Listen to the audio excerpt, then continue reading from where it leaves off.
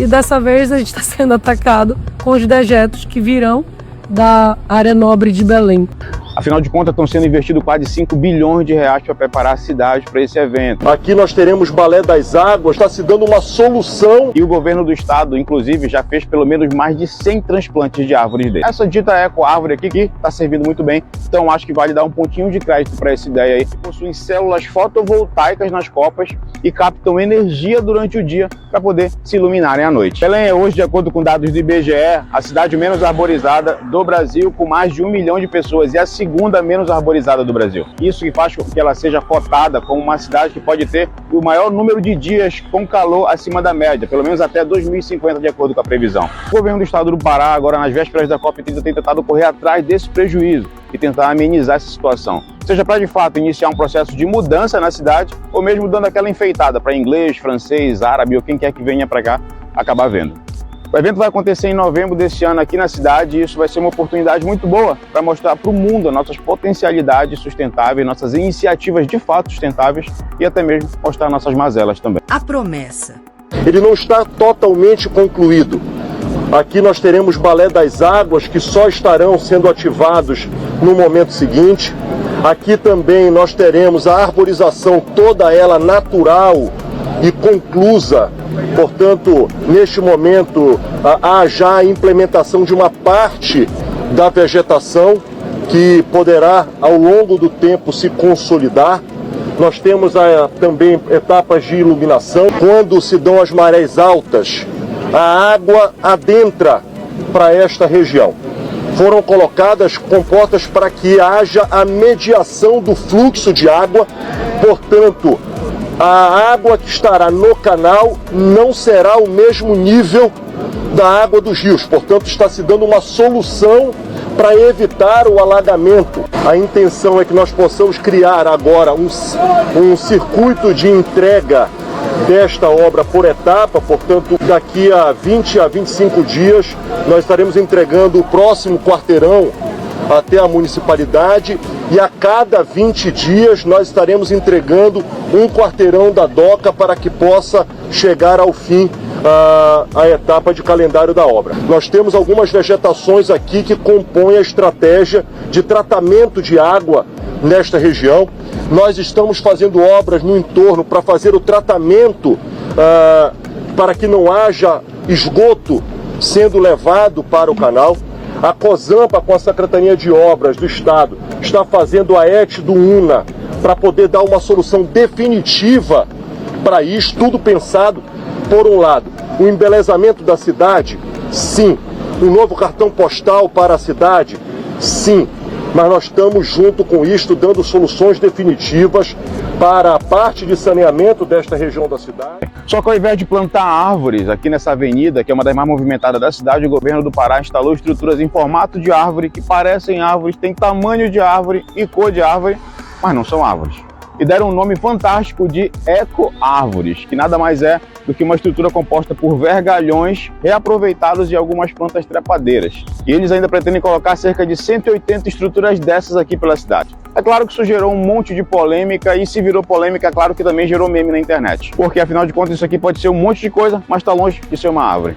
E 2 dias depois de toda essa avacalhação generalizada que aconteceu, o governo foi lá, editou a matéria e mudou o nome da estrutura para Jardins Suspensos. A história era que essas estruturas teriam sido inspiradas no Garden by the Bay, lá de Singapura. Só que a diferença é que lá essas tais árvores são 18 superestruturas de pelo menos 50 metros de altura, que possuem células fotovoltaicas nas copas e captam energia durante o dia para poder se iluminarem à noite.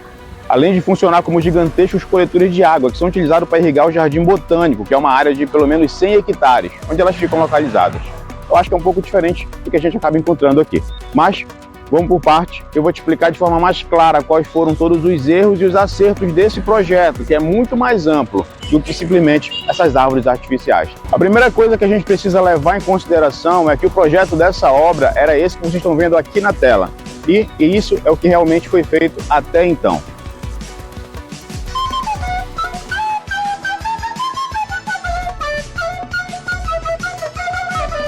Dá para a gente perceber então que o projeto inicial previa uma área muito mais arborizada, mas o governo do estado acabou alegando que não vai ter tempo suficiente para que as mudas de árvores cresçam até novembro de 2025 para essa COP30. Aí surge aquela questão, tá, mas então por que não transplantaram árvores já grandes para colocarem aqui nessa região? Bom, essa é uma excelente pergunta e até porque o transplantio de árvores já é uma técnica que vem sendo utilizada cada vez mais aqui no Brasil. E o governo do estado, inclusive, já fez pelo menos mais de 100 transplantes de árvores dele. Árvores grandes, naturais e nativas, durante a preparação dessa COP30 em outros espaços aqui da cidade. Mas eu não sei por que essas notícias acabam não fazendo tanto barulho quanto as árvores artificiais estão fazendo. Acontece que quando fizeram esse projeto, eles pensaram que essa área aqui não teria capacidade de solo para acomodar as raízes de árvores maiores em um transplantio, tendo em vista a localidade desse parque aqui ou dessa região na cidade. E aí, de última hora, eles acabaram tendo como uma ideia, e eu passo do pressuposto sempre que uma atitude bem intencionada é muito melhor do que ação nenhuma.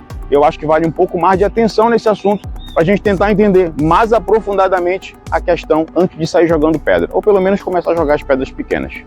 Um outro ponto que eu também não achei muito interessante é que parte dessas plantas que foram escolhidas aqui para esse arranjo não são nativas aqui da Amazônia. Por exemplo, essa masa avermelhada, que parece a Tradescantia zebrina, uma comelhácea que é conhecida como lambari em algumas regiões, que além de exótica, é também tóxica para animais domésticos como cães, por exemplo. Uma espécie típica da América Central e que é uma importante invasora da Mata Atlântica e que, se cair na água de um rio na frente, por exemplo, pode também contaminar a floresta amazônica. E se o intuito da obra é valorizar a natureza e a sustentabilidade, as nossas potencialidades amazônicas, nada mais justo do que colocar espécies que sejam de fato nativas para ornamentar aqui esse espaço. Poderiam colocar, por exemplo, um Monstera adansoni, que também é a nossa espécie mais próxima de uma costela de Adão, né, uma mini costela de Adão, ou, por exemplo, a Philodendron bipinnatifidum, que é a banana de macaco, não as imbaúbas, mas é um outro gênero que é conhecido como banana de macaco, que pode ser, fizesse um pouco mais de sentido se o objetivo é ter outras plantas que suportem o sol pleno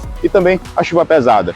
Colocar no lugar de árvores de verdade, que conseguem ter durabilidade, capacidade de equilíbrio ecológico, diminuir temperatura, aumentar a umidade do ar, segurar barulho, segurar poluição, segurar poeira, segurar chuva, formar chuvas, tudo aquilo que as árvores nos trazem, colocar no lugar uma gaiola de metal, com a desculpa de que ela é reciclada de metal, e em cima dela vasos de plantas exóticas, estrangeiras. A árvore de verdade também contribui para a conservação da fauna e da microfauna que habitam tanto a copa quanto o caule e as raízes desses indivíduos. E a título de curiosidade, áreas arborizadas podem ser de 4 a 12 graus Celsius mais frescas se comparadas com algumas áreas sem cobertura vegetal nenhuma. Por outro lado, eu estou aqui nessa região onde estou podendo sentir aqui os benefícios de fato de ter árvores transplantadas, de ter inclusive essa dita eco-árvore aqui, que pode ser qualquer outro nome que você queira dar, e está servindo muito bem. Então acho que vale dar um pontinho de crédito para essa ideia aí, para não dizer que a gente está só criticando também sem fundamento. Afinal de contas, estão sendo investidos quase 5 bilhões de reais para preparar a cidade para esse evento. E eu acho que o povo merece um pouco mais de transparência em relação às decisões que são tomadas. Senão fica parecendo mais uma espécie de greenwashing aqui, que é tão utilizado por várias plataformas governamentais. A gente tem outras alternativas, como por exemplo as Ilhas Verdes aqui, que foram colocadas nos canais da cidade, em alguns canais aqui da região, justamente para fazer a fitorremediação, que é um processo de descontaminação ambiental feita com as plantas, tanto nas águas quanto com a melhoria da qualidade do ar. Isso também você não deve ter visto por aí nenhum meme relacionado a isso ou nenhuma notícia mencionando essas alternativas que a cidade está tomando em função da melhoria, né, de alternativas sustentáveis para receber o pessoal que vem para a COP30 aqui. A área inaugurada da nova doca recebeu árvores transplantadas das obras de macrodrenagem e saneamento do canal União e da nova Rua da Marinha. A nova doca também está recebendo uma passarela com um mirante elevado e uma arquibancada. O canal terá jardins filtrantes que utilizam plantas para purificar a água. Os projetos dos parques lineares sobre os canais das avenidas Doca de Souza Franco e Tamandaré, além do parque da cidade, prevêem o plantio e a transposição de plantas nativas da Amazônia. Isso inclui a transposição de plantas da mata ciliar do rio Tucunduba, que passa por 2 bairros periféricos de Belém. A realidade dos canais e da maioria dos bairros periféricos da cidade é de ausência da cobertura vegetal. As áreas mais arborizadas de Belém estão no centro, e as obras da COP30 reproduzem essa lógica. No final do século XIX, início do século XX, a imagem que você tem do rio, dos igarapés, né, dos corpos hídricos urbanos, é que eles são lugares propícios a doenças. As obras para a COP30 não foram amplamente debatidas com a sociedade, o que revela outro problema crônico de Belém: a falta de um projeto de cidade amazônica.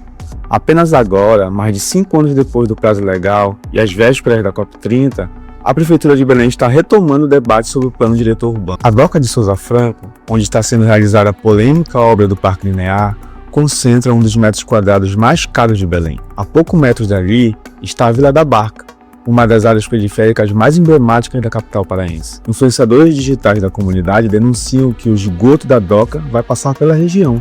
Atualmente, moradores já sofrem com o mau cheiro causado pelos rejeitos da obra. Inês Medeiros, educadora e liderança da Vila da Barca, desabafou sobre a situação em suas redes sociais. Para eles, o Parque Linear. Para nós, estaremos recebendo nada mais do que o cocô da Doca. Estamos na comunidade da Vila da Barca, onde há mais de 100 anos resistimos para se manter nesse território, mas décadas e décadas depois a gente sempre é atacado de alguma forma. E dessa vez a gente está sendo atacado com os dejetos que virão da área nobre de Belém. A construção de uma via expressa em Belém, obra que está já em fase final de licenciamento, é questionada pelos impactos ambientais. A rodovia faz parte dos projetos da cidade para sediar a COP30, a Conferência do Clima da ONU, no ano que vem. Uma via expressa com mais de 13 quilômetros, ligada à alça viária, estratégica para a circulação de mercadorias em Belém, cidade que vai receber a COP30 no próximo ano. A obra está em fase final de licenciamento ambiental e elaboração técnica. A grande questão é que ela vai atravessar uma área de proteção ambiental, isolando esse parque estadual, onde estão os últimos remanescentes de vegetação nativa da região metropolitana. A área protege os mananciais que abastecem a cidade e reúne mais de 1.000 espécies de fauna e flora. Segundo a Secretaria do Meio Ambiente e Sustentabilidade do Pará, a obra prevê passagens para a circulação de animais nas florestas e arredores. Mas, para este pesquisador do Museu Paraense Emílio Gueldi, que coordena o projeto Flora Utinga, isso não é suficiente. Uma área, quando ela é isolada, ela começa a se fragmentar. Isso aumenta a temperatura do solo, a temperatura do ar, e isso causa impactos muito profundos na flora e na fauna. Outra área diretamente afetada é a comunidade do Abacatal, um território quilombola. A estrada vai passar a 1 quilômetro do local, cortando a via de acesso à comunidade. Os moradores afirmam que não foram consultados sobre a obra. Belém precisa. Mas como é que a gente vai minimizar esse impacto? Um dos viadutos que serão construídos também fica bem próximo dali. Tem que ter uma estrutura para esse elevado. E aí, para essa estrutura, quando chove, a gente sabe que a água escorre para onde é mais baixo, né? Então, onde é que vai ser mais baixo? Vai ser a parte da nossa estrada, que já não é asfaltada. Procurado, o governo disse que a construção da via foi tema de 2 audiências públicas e que o projeto inclui um estudo de componente quilombola, aprovado pela comunidade. Afirma ainda que houve aprovação dos conselhos gestores das unidades de conservação APA Belém e Parque do Utinga. Parte da floresta amazônica está sendo desmatada para dar lugar a uma rodovia de 4 faixas construída para melhorar o deslocamento de autoridades e também participantes da 30ª Conferência das Nações Unidas sobre Mudanças Climáticas, que vai acontecer em Belém do Pará. De acordo com uma reportagem da BBC News, apesar do governo estadual dizer que essa avenida está sendo feita de forma sustentável, moradores e ambientalistas apontam um alto impacto ambiental nesta obra. O texto aponta que centenas de troncos empilhados na terra desmatada, que se estende por mais de 13 quilômetros pela floresta, contradiz o próprio propósito desse evento, a COP30. Além disso, a matéria também traz o relato de Cláudio Verechetti, que colhe açaí na região e ele acabou perdendo a sua renda. Em nota, o governo do Pará negou a derrubada da floresta, afirmou que a obra não envolve a retirada de moradores e não faz parte do pacote de investimentos federais e estaduais para a cúpula. Recentemente, integrantes do governo estiveram em Belém para fiscalizar as obras e afirmaram que estão satisfeitos. O governo pagou 500 milhões de reais para uma empresa amiga organizar o evento. Também está desmatando, como diz a matéria, a floresta para poder fazer vias de acesso. E o pior disso tudo, Caniato, Belém sequer tem hotel suficiente para acomodar todas as pessoas que vão participar. A ponto de, tem matérias aí na imprensa dizendo que estadia em apartamentos particulares está custando o preço do próprio apartamento. Tamanha está a exploração dos turistas e dos visitantes que participarão do evento. Então, assim, desastre total, dando o exemplo do que é o Brasil. O Brasil é o único país do mundo que aproveita eventos para fazer obras faraônicas. Copa do Mundo, quantos estádios fizemos, do projeto olímpico, quando faz obra, gasta mal esse dinheiro que poderia gastar em outras coisas que desse muito mais resultado no dia a dia da população. Mais uma vez, a prioridade do governo não coaduna com a prioridade do cidadão. A floresta é destruída para um evento ecológico. Não tem lugar para ficar. Eles estão pedindo para que a população viaje e alugue apartamentos, prédios aí para os visitantes. Não tem um sistema de transportes decente, não tem uma rede de esgoto, coleta de esgoto decente. É precaríssima. Belém não é uma cidade preparada para grandes aglomerações em busca de turismo também. Porque você faz um evento desses, você ganha alguma coisa com turistas. Não é o caso de Belém. Então, a minha escolha política